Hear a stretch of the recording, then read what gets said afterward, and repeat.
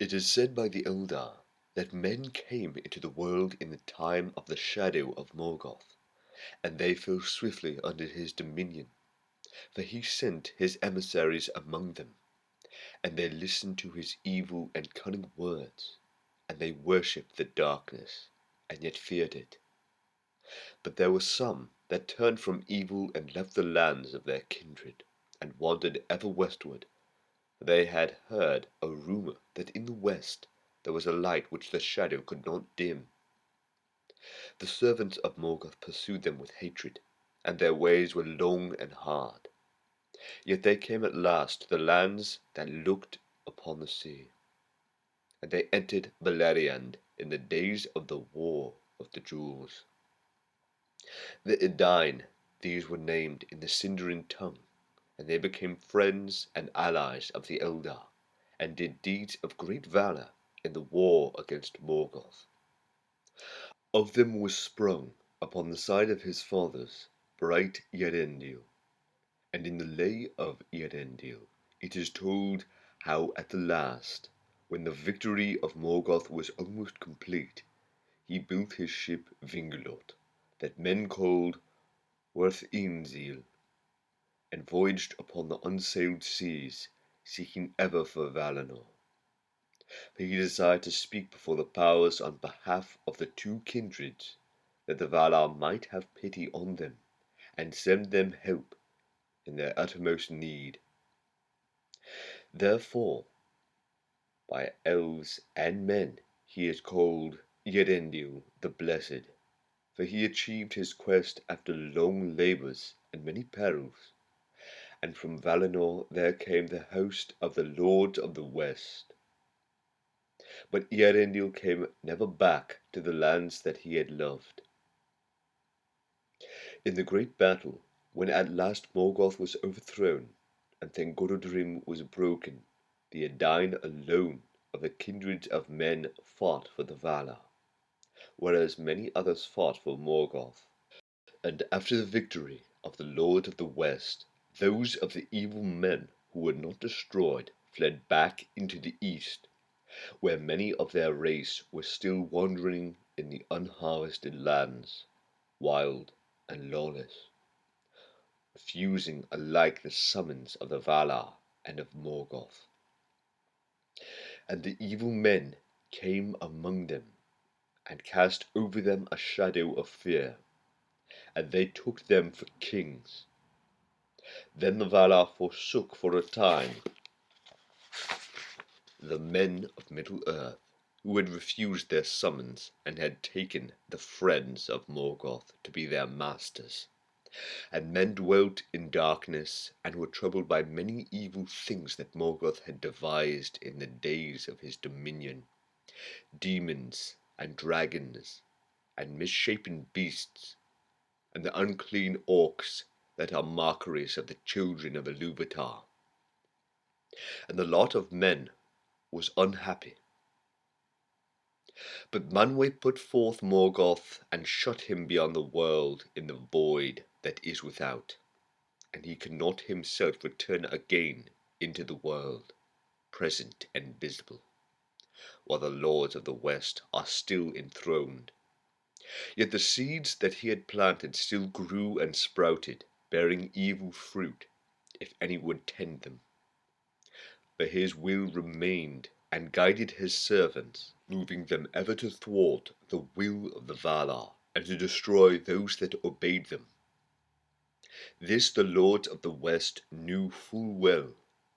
When therefore Morgoth had been thrust forth, they held council concerning the ages that should come after.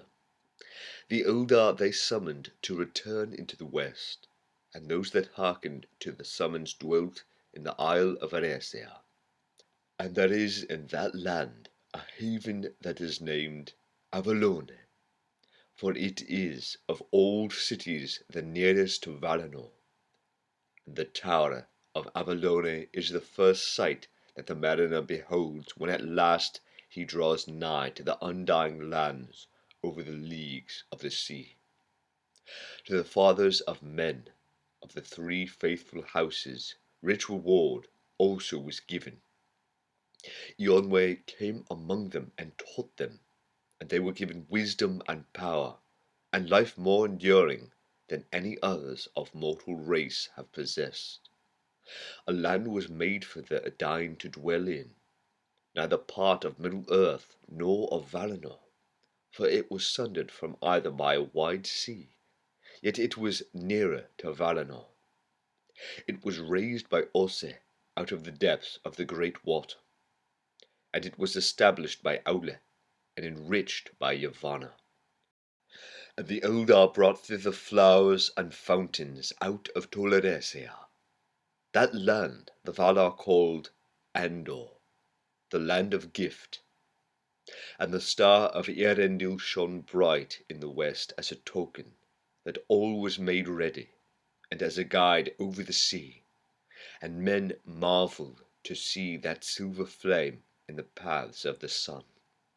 Then the Edain set sail upon the deep waters, following the star, and the Valar laid a peace upon the sea for many days, and sent sunlight and a sailing wind, so that the waters glittered before the eyes of the Edain like rippling glass, and the foam flew like snow before the stems of their ships. But so bright was Rothinziel that even at morning men could see it glimmering in the west, and in the cloudless night it shone alone, for no other star could stand beside it. And setting their course towards it, the Edain came at last over leagues of sea, and saw afar the land that was prepared for them, Andor, the land of gift, shimmering in a golden haze. Then they went up out of the sea and found a country fair and fruitful, and they were glad. And they called that land Elena, which is starwards, but also Anadune, which is westernese, Numenore, in the high Eldarin tongue. This was the beginning of that people that in the grey elven speech are called the Dunedain, the Numenoreans, kings among men. But they did not thus escape from the doom of death that Ilúvatar had set upon all mankind, and they were mortal still, though their years were long, and they knew no sickness ere the shadow fell upon them. Therefore they grew wise and glorious, and in all things more like to the firstborn than any other of the kindred of men. And they were tall, taller than the tallest of the sons of Middle-earth, and the light of their eyes was like the bright stars. But their numbers increased only slowly in the land, for though daughters and sons were born to them, fairer than their fathers, yet their children were few. Of all the chief city and haven of Numenor was in the midst of its western coasts, and it was called Andúrnir, because it faced the sunset. But in the midst of the land was a mountain tall and steep, and it was named the Meneltarma, the pillar of heaven, and upon it was a high place that was hallowed to Iru Ilúvatar, and it was open and unroofed, and no other temple or fen was there in the land of the Numenoreans, and the feet of the mountain were built the tombs of the kings. And hard by upon a hill was Armenelos, fairest of cities, and there stood the tower, and the citadel that was raised by Elros, son of Eärendil, whom the Valar appointed to be the first king of the Dunedain. Now Elros and Elrond his brother were descended from the three houses of the Edain, but in part also both from the Eldar and the Maiar, for Idril of Gondolin and Luthien, daughter of Melian, were their foremothers. The Valar indeed may not withdraw the gift of death which comes to men from Ilúvatar, but in the matter of the half-elven, Ilúvatar gave to them the judgment, and they judged that to the sons of Eärendil should be given choice of their own destiny. And Elrond chose to remain with the firstborn, and to him the life of the firstborn was granted. But to Elros, who chose to be a king of men, still a great span of years was allotted, many times that of the men of Middle-earth. And all his line, the kings and lords of the royal house, had long life, even according to the measure of the Numenoreans. But Elros lived 500 years, and ruled the Numenoreans 400 years and 10. Thus the years passed, and while Middle-earth went backward, and light and wisdom faded, the Dunedain dwelt under the protection of the Valar, and in the friendship of the Eldar. And they increased in stature both of mind and body.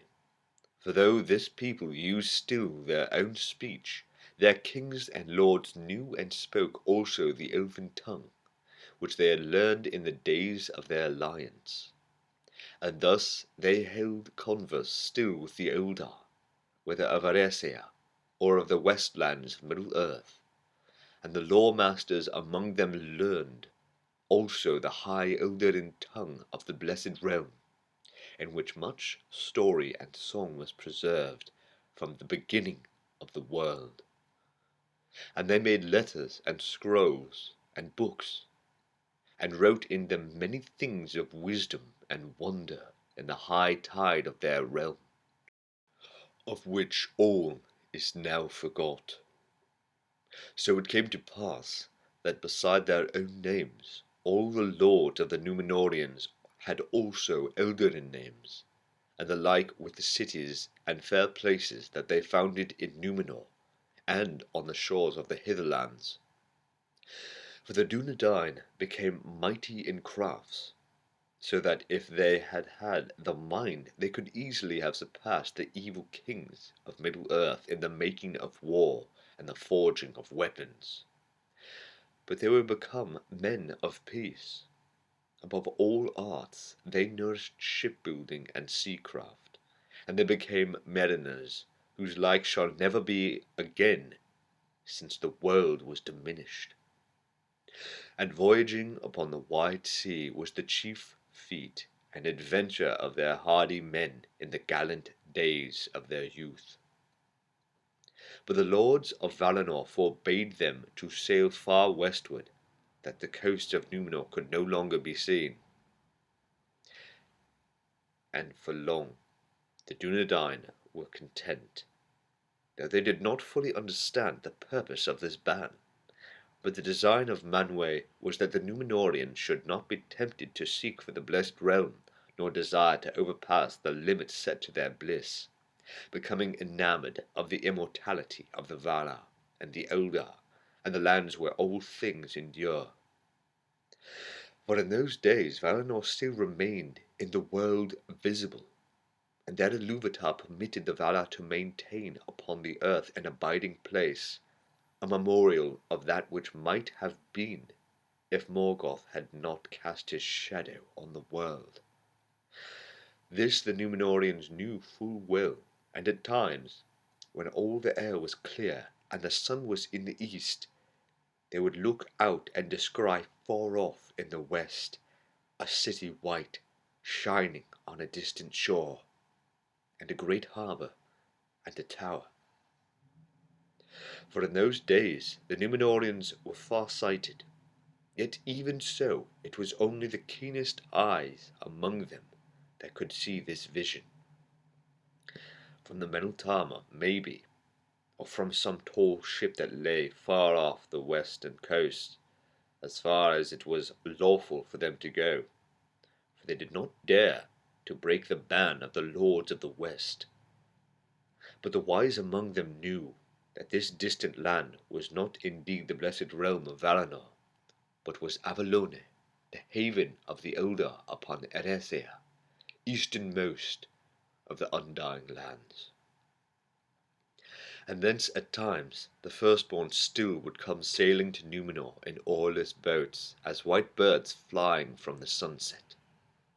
And they brought to Numenor many gifts, birds of song, and fragrant flowers, and herbs of great virtue, and a seedling they brought to Celeborn, the white tree that grew in the midst of Eärendil, and that was in its turn a seedling of Galathylion, the tree of Tuna, the image of Telperion that Yavanna gave to the Eldar in the blessed realm. And the tree grew and blossomed in the courts of the king in Ardmenlos. Nimloth it was named, and it flowered in the evening, and the shadows of night it filled with its fragrance. Thus it was that because of the ban of the Valar, the voyages of the Dunedain in those days went ever eastward and not westward, from the darkness of the north to the heat of the south, and beyond the south to the nether darkness, and they came even into the inner seas, and sailed about Middle-earth, and glimpsed from their high prows the gates of morning in the east. And the Dunedain came at times to the shores of the great lands, and they took pity on the forsaken world of Middle-earth. And the lords of Numenor set foot again upon the western shores in the dark years of men, and none yet dared to withstand them. For most of the men of that age that sat under the shadow were now grown weak and fearful. And coming among them, the Numenoreans taught them many things. Corn and wine they brought, and they instructed men in the sowing of seed and the grinding of grain, in the hewing of wood and the shaping of stone, and in the ordering of their life, such as it might be in the lands of swift death and little bliss.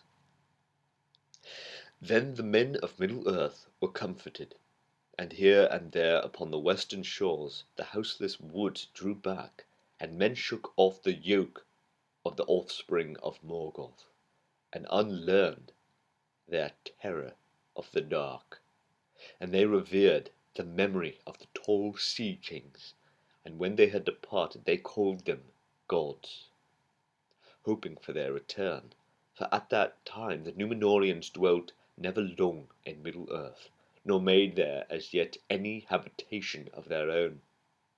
Eastward they must sail, but ever west their hearts returned. Now this yearning grew ever greater with the years, and the Numenorians began to hunger for the undying city that they saw from afar, and the desire of everlasting life, to escape from death and the ending of delight, grew strong upon them, and ever as their power and glory grew greater their unquiet increased. For though the Valar had rewarded the Dunedain with long life, they could not take from them the weariness of the world that comes at last, and they died. Even their kings of the seed of Eärendil, and the span of their lives was brief in the eyes of the Eldar. Thus it was that a shadow fell upon them, in which maybe the will of Morgoth was at work that still moved in the world. And the Numenorians began to murmur, at first in their hearts, and then in open words, against the doom of men, and most of all against the ban which forbade them to set sail into the west. And they said among themselves, why do the lords of the west sit there in peace unending, while we must die and go we know not whither, leaving our home and all that we have made? And the Eldar die not, even those that rebelled against the lords. And since we have mastered all seas, and no water is so wild or so wide that our ships cannot overcome it, why should we not go to Avallone, and greet there our friends? And some there were who said, "Why should we not go even to Aman, and taste there, were it but for a day, the bliss of the powers? Have we not become mighty among the people of Arda?" The Eldar reported these words to the Valar, and Manwë was grieved, seeing a cloud gather on the noontide of Numenor. And he sent messengers to the Dunedain, who spoke earnestly to the king, and to all who would listen, concerning the fate and fashion of the world. The doom of the world, they said, one alone can change who made it. And were you so to voyage, that escaping all deceits and snares, you came indeed to Aman, the blessed realm, little would it profit you. For it is not the land of Manwë that makes its people deathless, but the deathless that dwell therein have hallowed the land. And there you would but wither and grow weary the sooner, as moths in a light too strong and steadfast. But the king said, "And does not Eärendil my forefather live, or is he not in the land of Aman?" To which they answered, "You know that he has a fate apart, and was adjudged to the firstborn who die not. Yet this also is his doom, that he can never return again to mortal lands. Whereas you and your people are not of the firstborn, but are mortal men as Ilúvatar made you. Yet it seems that you desire now to have the good of both kindreds, to sail to Valinor when you will, and to return when you please to your homes. That cannot be, nor can the Valar take away the gifts of Ilúvatar. The Eldar, you say, are unpunished, and even those who rebelled do not die. Yet that is to them neither reward nor punishment, but the fulfillment of their being. They cannot escape, and are bound to this world, never to leave it as long as it lasts, for its life is theirs. And you are punished for the rebellion of men, you say, in which you had small part, and so it is that you die. But that was not at first appointed for a punishment. Thus you escape and leave the world, and are not bound to it, in hope or in weariness. Which of us therefore should envy the others? And the Numenoreans answered, "Why should we not envy the Valar, or even the least of the deathless? For of us is required a blind trust, and a hope without assurance, knowing not what lies before us in a little while. And yet we also love the earth, and would not lose it." Then the messengers said, "Indeed, the mind of Ilúvatar concerning you is not known to the Valar, and he has not revealed all things that are to come. But this we hold to be true, that your home is not here, neither in the land of Aman, nor anywhere within the circles of the world. And the doom of men, that they should depart, was at first a gift of Ilúvatar.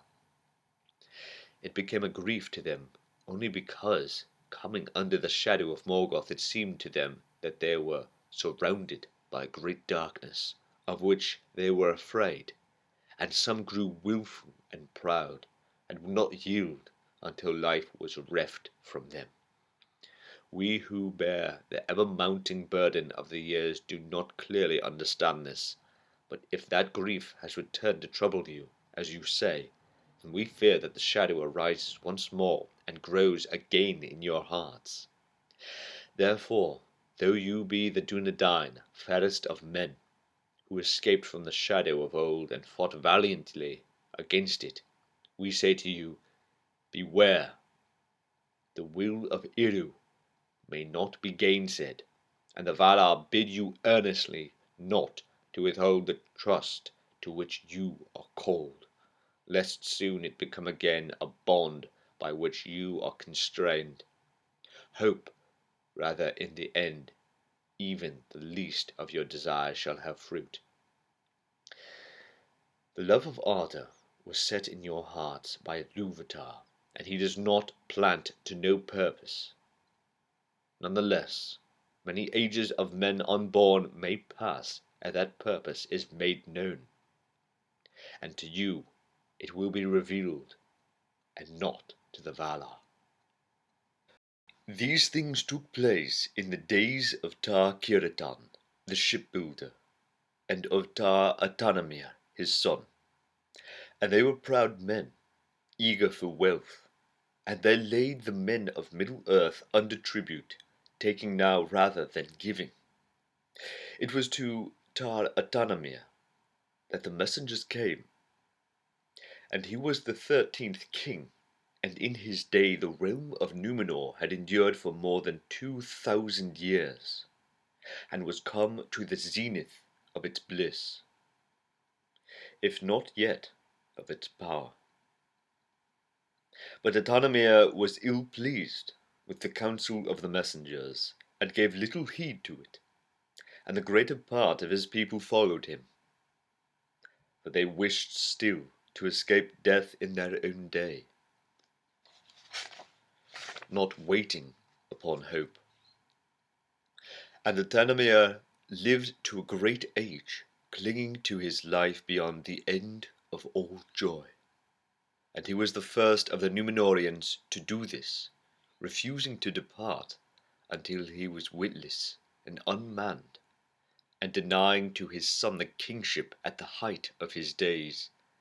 For the lords of Numenor had been wont to wed late in their long lives, and to depart and leave the mastery to their sons when these were come to full stature of body and mind. Then Tar-Palantir, son of Atanamir, became king, and he was of like mind, and in his day the people of Numenor became divided.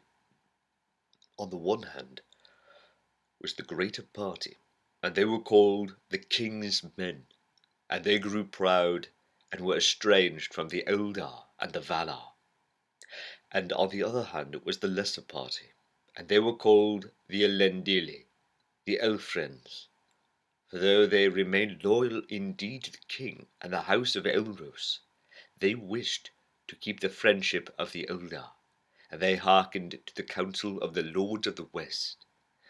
Nonetheless, even they, who named themselves the Faithful, did not wholly escape from the affliction of their people, and they were troubled by the thought of death.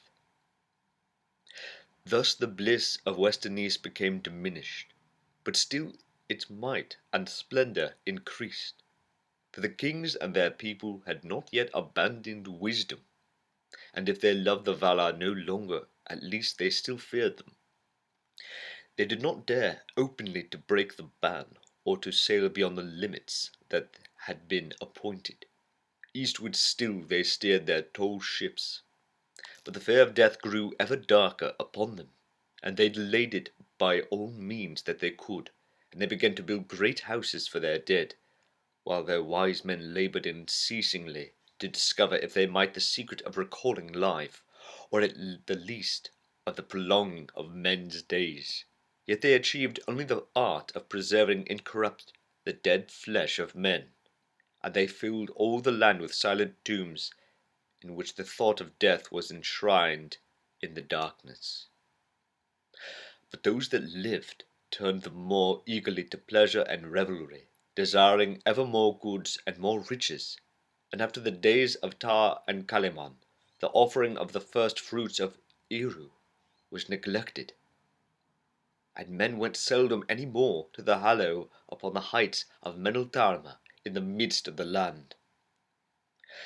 Thus it came to pass in that time that the Numenorians first made great settlements upon the west shores of the ancient lands, for their own land seemed to them shrunken, and they had no rest or content therein, and they desired now wealth and dominion in Middle-earth, since the west was denied.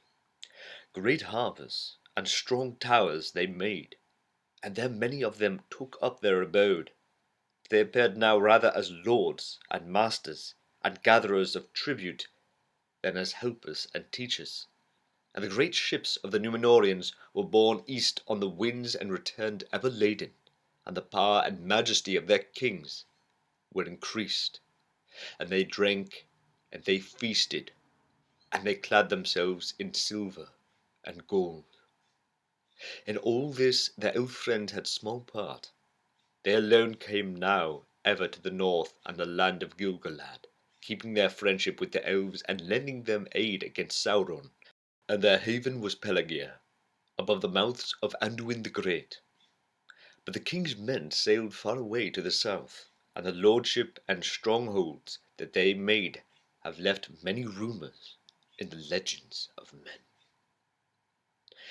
In this age, as is elsewhere told, Sauron arose again in Middle-earth, and grew, and turned back to the evil in which he was nurtured by Morgoth, becoming mighty in his service. Already in the days of Tar-Palantir, the 11th king of Numenor, he had fortified the land of Mordor, and had built there the Tower of Barad-dûr. And thereafter he strove ever for the dominion of Middle-earth, to become a king of all kings, and as God unto men. And Sauron hated the Numenorians, because of the deeds of their fathers and their ancient alliance with the elves and allegiance to the Valar, nor did he forget the aid that Tar-Palantir had rendered to Gil-galad of old, in that time when the One Ring was forged, and there was war between Sauron and the elves in Eriador. Now he learned that the kings of Numenor had increased in power and splendor, and he hated them the more, and he feared them, lest they should invade his lands and wrest from him the dominion of the east. But for a long time he did not dare to challenge the lords of the sea, and he withdrew from the coasts. Yet Sauron was ever guileful, and it is said that among those whom he ensnared with the 9 rings, 3 were great lords of Numenorean race. And when the Ulairi arose that were the ring-wraiths, his servants, the strength of his terror and mastery over men had grown exceedingly great. He began to assail the strong places of the Numenorians upon the shores of the sea. In those days the shadow grew deeper upon Numenor, and the lives of the kings of the house of Elros waned because of their rebellion, but they hardened their hearts the more against the Valar. And the 20th king took the sceptre of his fathers, and he ascended the throne in the name of Andun-nakar, Lord of the West, forsaking the elven tongues, and forbidding their use in his hearing. Yet in the scroll of kings the name Numen was inscribed in the high elven speech, because of the ancient custom, which the kings feared to break utterly, lest evil befall. Now this title seemed to the faithful over-proud, being the title of the Valar, and their hearts were sorely tried between their loyalty to the house of Elros and their reverence of the appointed powers. But worse was yet to come, for Ar-Gimulzor, the 23rd king, was the greatest enemy of the faithful. In his day the White Tree was untended and began to decline, and he forbade utterly the use of the elven tongues, and punished those that welcomed the ships of Eärendil, that still came secretly to the west shores of the land. Now the Eärendil dwelt mostly in the western regions of Numenor, but Ar-Gimulzor commanded all that he could discover to be of this party to remove from the west and dwell in the east of the land. And there they were watched. And the chief dwelling of the faithful in the later days was thus nigh to the harbour of Romena. Thence many set sail to Middle-earth, seeking the northern coasts, where they might speak still with the Eldar in the kingdom of Gil-galad. This was known to the kings, but they hindered it not, so long as the Eärendil departed from their land and did not return, for they desired to end all friendship between their people and the Eldar of Eärendil, whom they named the spies of the Valar, hoping to keep their deeds and their counsels hidden from the lords of the West. But all that they did was known to Manwë, and the Valar were wroth with the kings of Numenor, and gave them counsel and protection no more. And the ships of Eärendil came never again out of the sunset, and the havens of Andúnie were forlorn. Highest in honour after the house of the kings were the lords of Andúnie, for they were of the line of Elros, being descended from Silmarillion, daughter of Tar-Palantir, the fourth king of Numenor. And these lords were loyal to the kings, and revered them. And the lord of Andúnie was ever among the chief counsellors of the sceptre. Yet also from the beginning they bore special love to the Eldar, and reverence for the Valar. And as the shadow grew they aided the faithful as they could.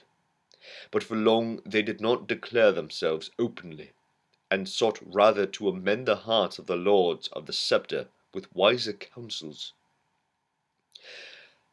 There was a lady Akallabêth, renowned for her beauty, and her mother was Lindori, sister of Eärendil, the lord of Andúnie, in the days of Ar-Pharazôn, father of Ar-Gimilzor. Gimilzor took her to wife, though this was little to her liking, for she was in heart one of the faithful, being taught by her mother. But the kings and their sons were grown proud, and not to be gainsaid in their wishes. No love was there between Ar-Gimilzor and his queen, or between their sons. Inziladun, the elder, was like his mother in mind as in body, but Gimilcard, the younger, went with his father, unless he were yet prouder and more wilful. To him Ar-Gimilzor would have yielded the sceptre rather than to the eldest son, if the laws had allowed. But when Inziladun accepted to the sceptre, he took again a title in the elven tongue, as of old, calling himself Tar-Palantir. For he was far-sighted both in eye and in mind, and even those that hated him feared his words as those of a true seer.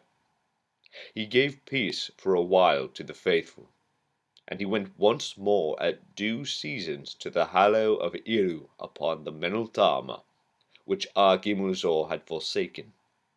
The white tree he tended again with honour, and he prophesied, saying that when the tree perished, then also the line of the kings come to its end.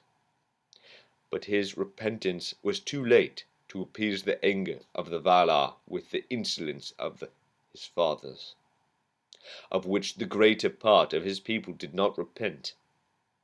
And Gimilcard was strong and ungentle, and he took the leadership of those that had been called the king's men, and opposed the will of his brother as openly as he dared, and yet more in secret. Thus the days of Tar-Palantir became darkened with grief, and he would spend much of his time in the west, and there ascended often the ancient tower of King Minastir, upon the hill of Orumet, nigh to Andúnie, whence he gazed westward in yearning, hoping to see, maybe, some sail upon the sea. But no ship came ever again from the west to Numenor, and Avallone was veiled in cloud. Now Gimilcard died 2 years before his 200th year, which was accounted as an early death for one of Elros' line, even in its waning. But this brought no peace to the king, for Ar-Pharazôn, son of Gimilcard, had become a man yet more restless and eager for wealth and power than his father. He had fared often abroad, as a leader in the wars that the Numenoreans made then in the coastlands of Middle-earth, seeking to extend their dominion over men. And thus he had won great renown as a captain both by land and by sea. Therefore when he came back to Numenor, hearing of his father's death, the heart of the people were turned to him, for he brought with him great wealth, and was for the time free in his giving. And it came to pass that Tar-Palantir grew weary of grief, and died. he had no son, but a daughter only, whom he named Miriel in the elven tongue, and to her now by right and the laws of the Numenoreans came the sceptre. But Pharazôn took her to wife against her will, doing evil in this and evil also in that the laws of Numenor did not permit the marriage, even in the royal house, of those more nearly akin and cousins in the second degree. And when they were wedded, he seized the sceptre into his own hand, taking the title of Ar-Pharazôn, Tar-Palantir in the elven tongue. And the name of his queen he changed to Ar-Zimrithel. The mightiest and proudest was Ar-Pharazôn, the golden of all those that had wielded the sceptre of the sea kings since the foundation of Numenor. And 24 kings and queens had ruled the Numenoreans before, and slept now in their deep tombs under the mount of Meneltama, lying upon beds of gold. And sitting upon his carven throne in the city of Ardmennelos, in the glory of his power, he brooded darkly, thinking of war. For he had learned in Middle-earth of the strength of the realm of Sauron, and of his hatred of Westernese. And now there came to him the masters of ships and captains returning out of the east, and they reported that Sauron was putting forth his might since Ar-Pharazôn had gone back from Middle-earth, and he was pressing down upon the cities by the coasts, and he had taken now the title of King of Men, and declared his purpose to drive the Numenoreans into the sea, and destroy even Numenor, if that might be. Great was the anger of Ar-Pharazôn at these tidings, and as he pondered long in secret, his heart was filled with the desire of power unbounded and the sole dominion of his will. And he determined, without counsel of the Valar, or the aid of any wisdom but his own, that the title of King of Men he would himself claim, and would compel Sauron to become his vassal and his servant, for in his pride he deemed that no king should ever arise so mighty as to vie with the heir of Eärendil. Therefore he began in that time to smith great hoards of weapons, and many ships of war he built and stored them with his arms, and when all was made ready he himself set sail with his host into the east. And men saw his sails coming up out of the sunset, dyed as with scarlet and gleaming with red and gold, and fear fell upon the dwellers by the coasts, and they fled far away. But the fleet came at last to that place that was called Umbar, where was the mighty haven of the Numenoreans that no hand had wrought. Empty and silent were all the lands about when the King of the Sea marched upon Middle-earth.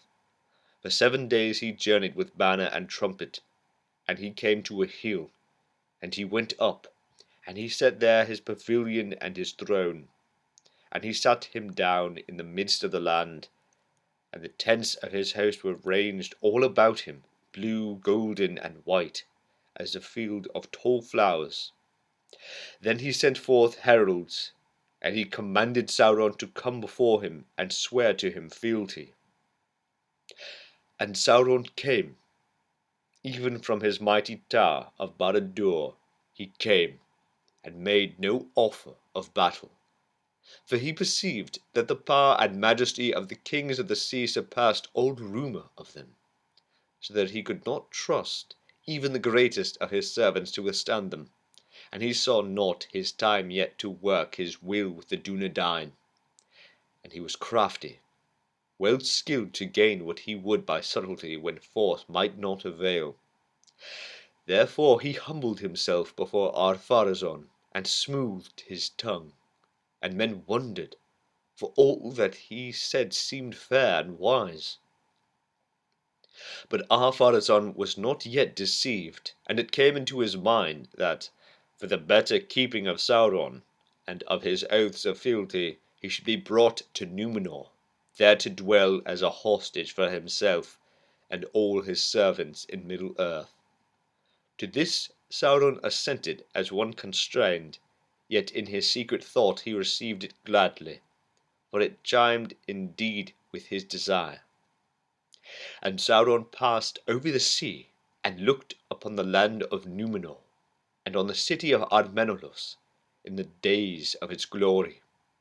And he was astounded, but his heart within was filled the more with envy and hate. Yet such was the cunning of his mind and mouth, and the strength of his hidden will, that ere 3 years had passed, he had become closest to the secret counsels of the king. For flattery sweet as honey was ever on his tongue, and knowledge he had of many things yet unrevealed to men. And seeing the favour that he had of their lord, all the counsellors began to fawn upon him, save one alone, Amandil, lord of Andúnir. Then slowly a change came over the land, and the hearts of the elf friends were sorely troubled, and many fell away out of fear. And although those that remained still called themselves the faithful, their enemies named them rebels. For now, having the ears of men, Sauron with many arguments gainsaid all that the Valar had taught, and he bade them think that in the world, in the east, and even in the west, there lay yet many seas and many lands for their winning, wherein was wealth uncounted. And still, if they should at last come to the end of those lands and seas, beyond all lay the ancient darkness, and out of it the world was made. For darkness alone is worshipful, and the Lord thereof may yet make other worlds to be gifts to those that serve him, so that the increase of their power shall find no end. And Ar-Pharazôn said, Who is the Lord of darkness?